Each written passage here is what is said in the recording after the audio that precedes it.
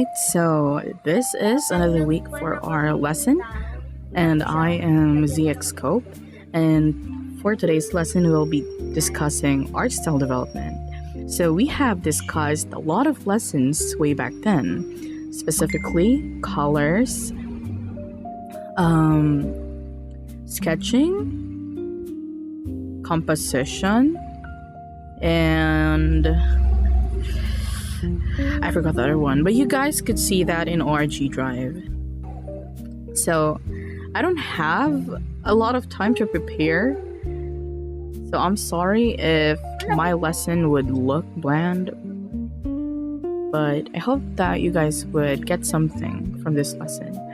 So art style development, and our objective in this lesson is to be able to define art style. I don't know if I have objectives, but let's see.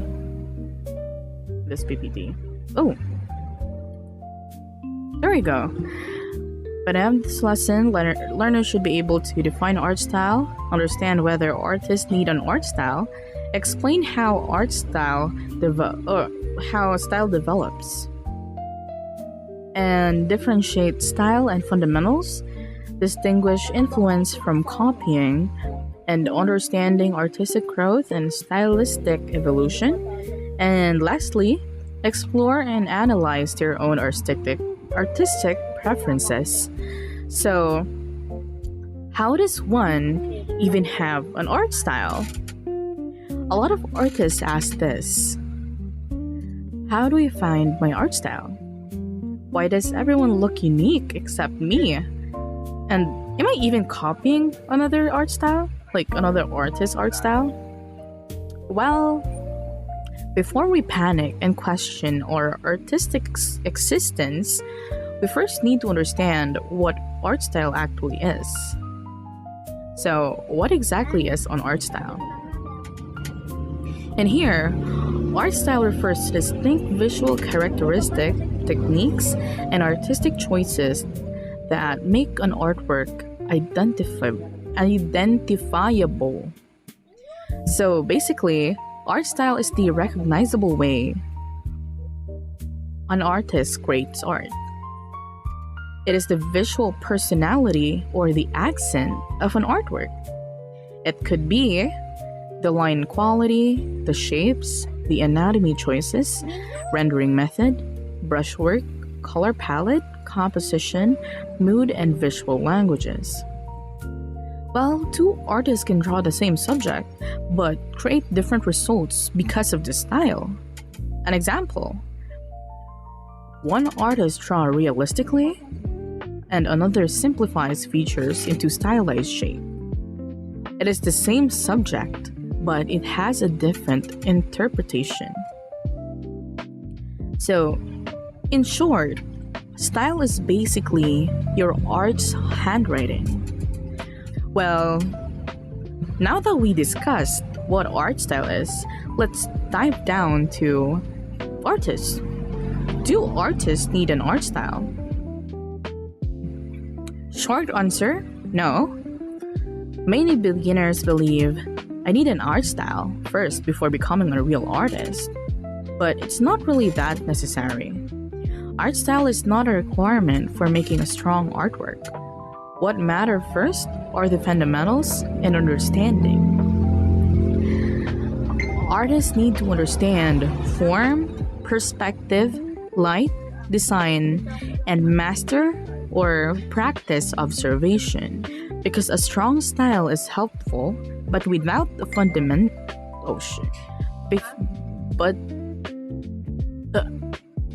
a strong style is helpful, but without the foundation, your artwork wouldn't really pop up.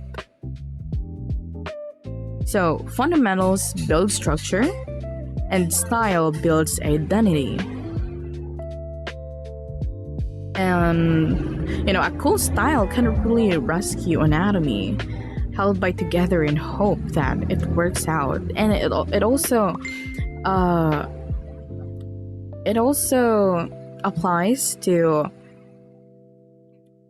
other form or other parts of the fundamentals. So, how does one even find their art style? This is the question, and the answer might be disappointing. Most artists do not suddenly discover style, they build it. Style develops through observation. Artists notice what they naturally enjoy. And question to ask,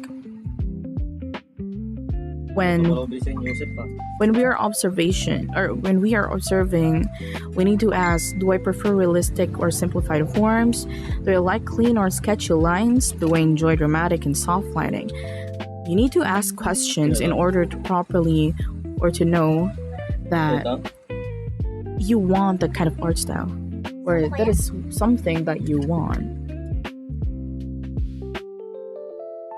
And next is we have, this is not a part of the PPT. Anyway, next would be influence. Artists absorb inspiration from artworks, games, films, comics, real life, and favorite creators. And this is normal because no artist developed in complete isolation. So, in my perspective, those people who draw abstract art based on how they feel, I feel like they lack foundation of what actually is happening. Yes, they know the psychology behind colors because they have discussed it when they are young, but it's not really that skilled compared to, artists who actually learn the foundation, the elements, the principles of art. And sad to say, I don't like abstract artists. I feel like, a very skilled artist can also make an abstract art, but they rather not do because they want to have, or they want to give purpose, give a subject to their art. And next, we also have the repetition. Over time, repeated artistic decisions appear. So, the more you repeat a practice, the more you learn them, the more you remember them, and the more you develop them. So, maybe you draw similar eyes, prefer certain colors, use certain brushes, shade in different or familiar ways, and these patterns gradually becomes a style. Well, you're not hunting for a style, you are collecting preferences, and style usually appears while artists are too busy struggling with practice to notice. So, the more you practice, the more you get to say, oh, I love this part of my drawing, and that the more you repeat those patterns, the more it slowly becomes your style. Next is style and fundamentals. This is where confusion happens. In the fundamentals, and these are the foundation of art: anatomy, perspective, composition, lighting, form, color theory, and many more. And they explain things, or how things work.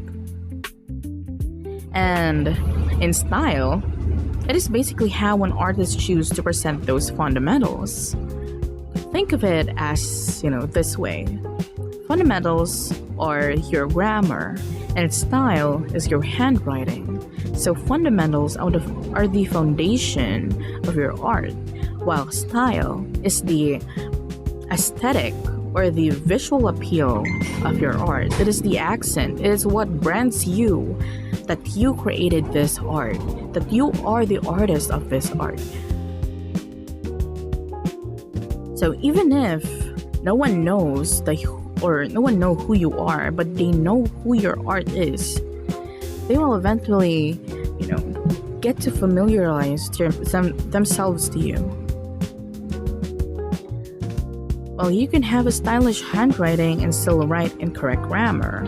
Likewise, an artwork may look visually interesting but still have weak construction. So what's important is style is not replacement for understanding. It grows from understanding. Next is we have the influence versus copying. Artists learn through influence, and this is normal. Every artist is inspired by something. But what actually differs influence from copying? Let's first discuss influence. What is influence? In our PPT, influence refers to the process of absorbing techniques, concepts, or visual ideas from the other sources while interpreting them through one's own artistic decision and understanding. And this may include learning, rendering techniques, studying composition, observing anatomy, simplification, adopting storytelling approaches, and exploring color usage. So the final work still reflects the artist's own interpretation. Influence is when you learn from an inspiration while still making choices of your own. Basically, you are referencing another artist, or you are getting inspiration from them while still having your own brand to your art style or to your own artwork. You are not completely copying them. You're not completely plagiarizing them. Plagiarizing. I don't know how you pronounce it, but completely copying them. You just admire certain qualities and adapt ideas into your own personal work. And an example for this is, let's say an artist like the dramatic lighting of a cinematic art, an anime facial expression, painterly textures. Well, they combine these inspirations while making personal decision about composition, anatomy, and mood. And that is what we call influence. While on the other hand, copying happens when an artwork depends heavily on another artist's exact decision without personal interpretation. So you are copying something 100%. Studying and referencing are acceptable learning tools. However, if you are going to claim that, oh, you made this artwork when you are completely copying another artist's work, then that's a crime. You're gonna go to jail. And claiming copied work as fully original is different. Just as I said, you can use both techniques such as influence and copying when you are learning or when you are developing an art style, but you cannot simply copy and claim that as an original work. Because not only because you are stealing, but also you are not exploring or experimenting or letting your creativity flow. And what's important about this part of the lesson is study does not equal stealing. Artists learn through observation, application, and reflection. It is a process. Learning is a process. You do not learn in just one artwork. You need to repeat it over and over again to fully understand, to fully adapt, to fully intake the wisdom, the learnings that you had, or the reflection that you had while making this certain artwork. And why many artists struggle with style is because struggle is common. Many artists experience it, and the reasons include comparison. So comparison, artists compare themselves to others and feel left behind.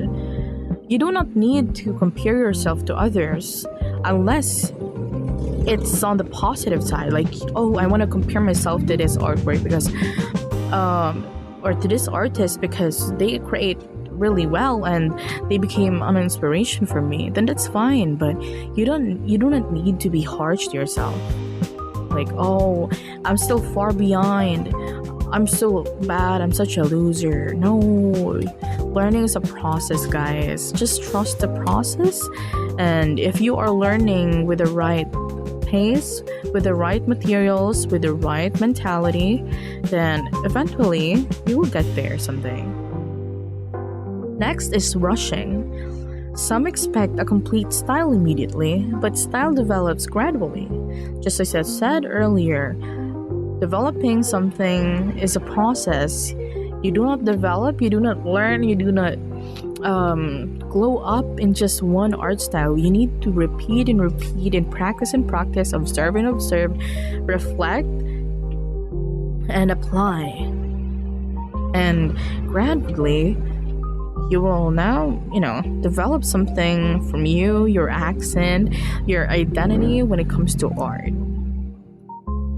Next is fear of inconsistency. This is, we can relate this to lack of motivation and also art block. Artists worry, why does my art keep changing? Or, yeah, like, oh, I don't have an art style. My art keep changing. I have a very inconsistent art style. And that's fine because growth changes decision. You are growing. You are experimenting. You are seeing a lot of art styles. Therefore, you are adopting those when you are making new art. And that is fine because you are growing as an artist. And that is very normal. And as for the workflow, you do not really need to draw every day. You don't really need to try hard drawing. You just need to be at your pace. What the hell? It's so loud. Anyway, next or lastly, we have avoiding experimentation. Style grows through exploration. Trying new methods is a part of development. So if you don't want to come out of that comfort zone that you are in, then you cannot grow. You need to experiment in order to develop something, in order to see something, in order to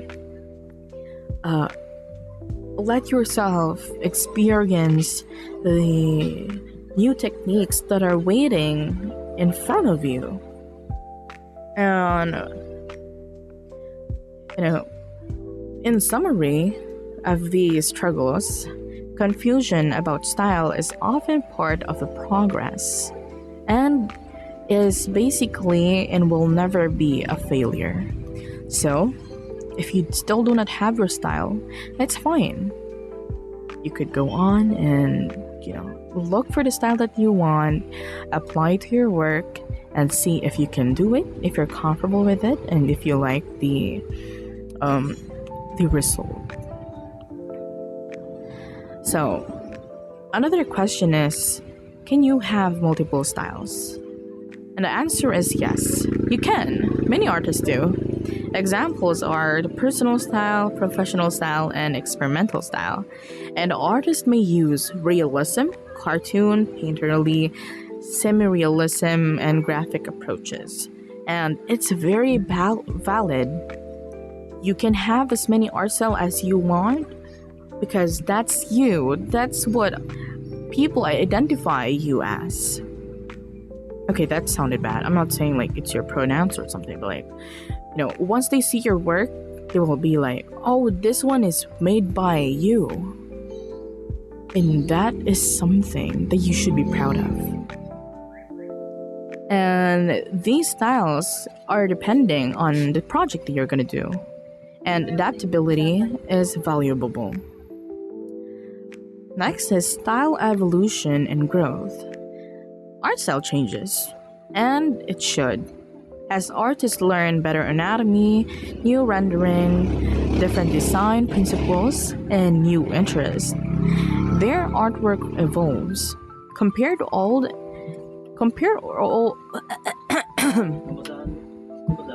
sa ilalim.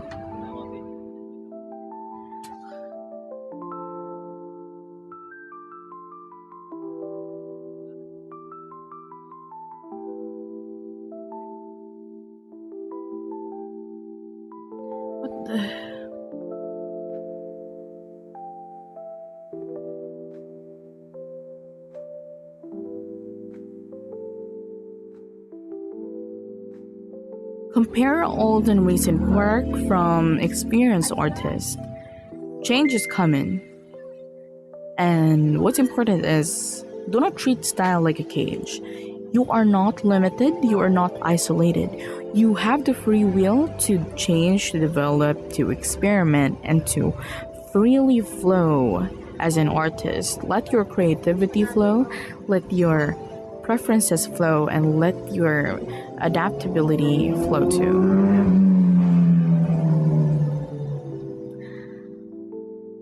And growth may require leaving old habits behind because you need to grow. You don't have to isolate yourself.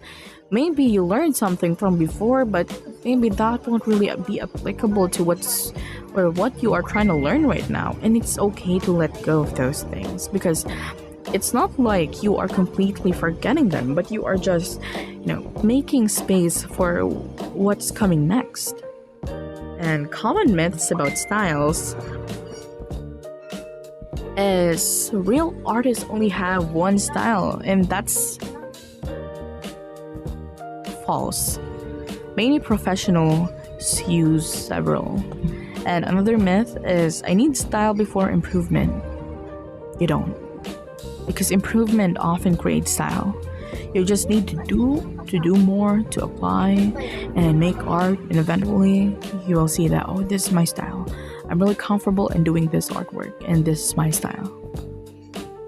Next is changing style means inconsistency, and growth is not inconsistency. If you change your style, that just means that, oh, you like this and it's way better than before. That's why you are growing, and that's not inconsistency.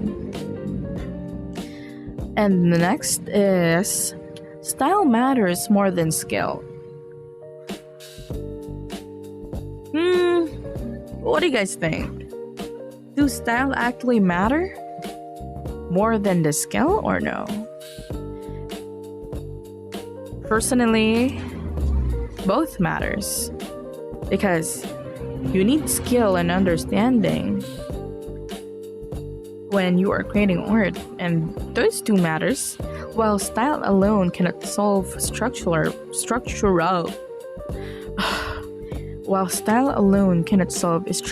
problems, but with skill and understanding, you really won't have these, let's say, identity when you are creating art. You can just create art while having no brand for yourself. And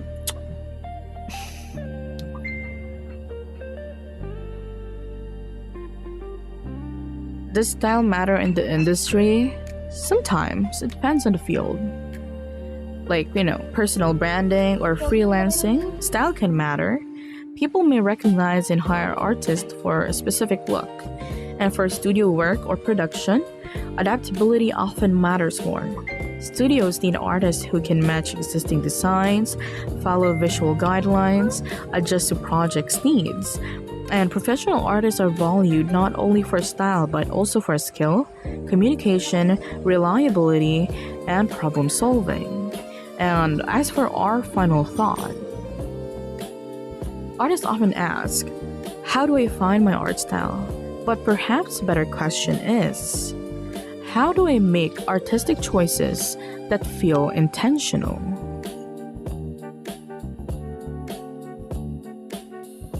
Because style is usually the result of growth, practice, and personal preferences, not a prize hidden somewhere waiting to be found.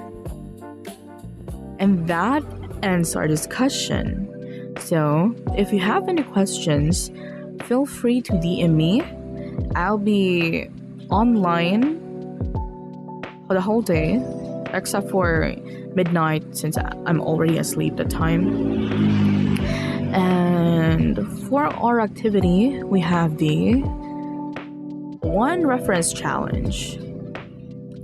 Some people already know this, some people don't, but I think it's very well known in the art community.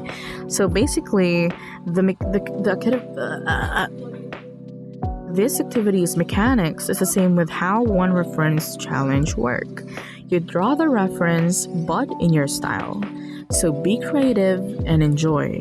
The deadline is in May 27, 2026, and the reference is the one in the screen, the right side part. And you just really need to, try and let your creativity work. Just as I said earlier, two artists can draw the same subject but still feel different because of their interpretation. So I want to see how you guys may interpret it.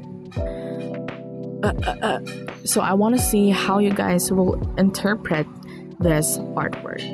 And that's all for today. Thank you for listening, and see you all next week. Please do your activities because I'm waiting and I really want to see your work.